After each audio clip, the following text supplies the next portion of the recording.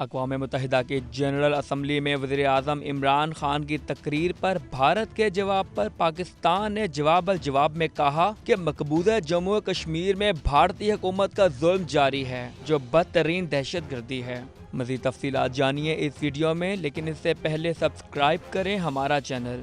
اقوام متحدہ میں پاکستان کے نمائندے ذوالقرنین شینا نے کہا کہ میں بھارتی وفد کو 120 رکنی غیر وابستہ تحریک کی پوزیشن یاد دلاؤں کہ زیر تسلط افراد پر جبر بدترین قسم کی دہشت گردی ہے اور اس کی مذمت کرنی چاہیے۔ ان کا کہنا تھا کہ یہ حقیقت ہے کہ بھارت نہ تو اپنی مکروہ پالیسیوں اور کارروائیوں کے حوالے سے حقیقت کا سامنا کرنا چاہتا ہے اور نہ ہی دوسروں کو دکھانا چاہتا ہے۔ پاکستان کی نمائندگی کرتے ہوئے انہوں نے کہا کہ یہ خطرناک بات ہے کہ یہ ایسا ملک جو 30 برس سے زائد عرصے سے مقبوضہ جموں و کشمیر میں ریاستی دہشت گردی کر رہا ہے اور دھڑلے سے دوسروں پر دہشت گردی کا الزام عائد کرتا ہے۔ قبل از یہ بھارتی نمائندے نے وزیر اعظم عمران خان کی تقریر پر جواب دیتے ہوئے کہا تھا کہ پاکستان نفرت کے نظریے تلے دہشت گردی صنعت پروان چڑھا رہا ہے۔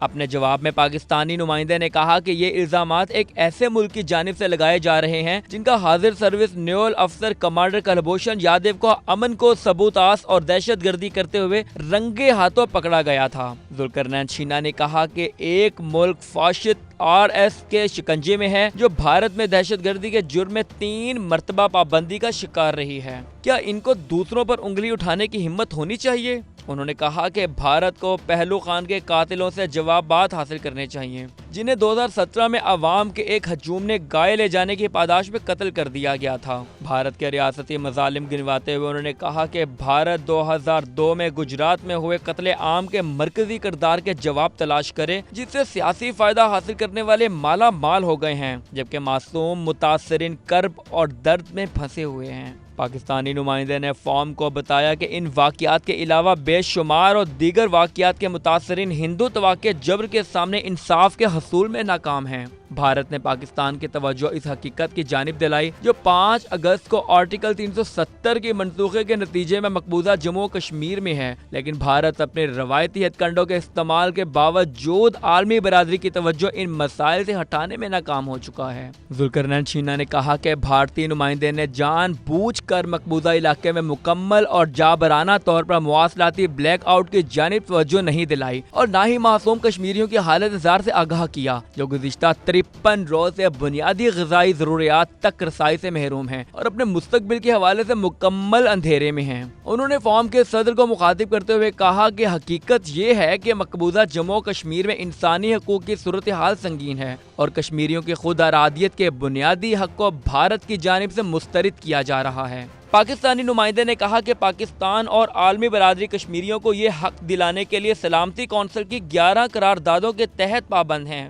واضح رہے کہ وزیر اعظم عمران خان نے اقوام متحدہ کی جنرل اسمبلی کے 74ویں اجلاس سے خطاب میں مقبوضہ جموں و کشمیر میں بھارت کے بدترین ظلم کو عالمی فورم پر بھرپور انداز میں اٹھایا تھا اور بھارت کے اقدامات سے عالمی برادری کو خبردار کرتے ہوئے کہا تھا کہ میں اس بات کو دہرانا چاہتا ہوں کہ مقبوضہ جموں و کشمیر کے حوالے سے یہ ایک نازک موقع ہے۔ اس صورتحال پر رد عمل ہوگا اور پھر پاکستان پر الزامات عائد کیے جائیں گے۔ 2 جوہری ہتھیاروں کے حامل ممالک آمنے سامنے آئیں گے جس طرح ہم فروری میں آئے تھے۔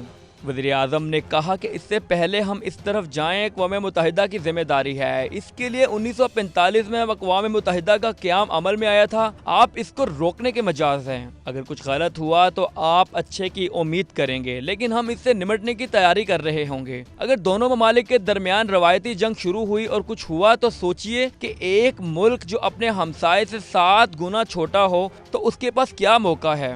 یا تو آپ ہتھیار ڈال دیں یا آخری سانس تک اپنی آزادی کے لیے لڑتے رہیں۔ اس معلومات کے متعلق اپنی رائے سے آگاہ کریں ہمیں آپ کامنٹس باکس میں، اور مزید ایسی معلومات اور دلچسپ ویڈیوز کے لیے سبسکرائب کریں ہمارا یہ چینل اور بیل آئیکن لازمی پریس کر دیں۔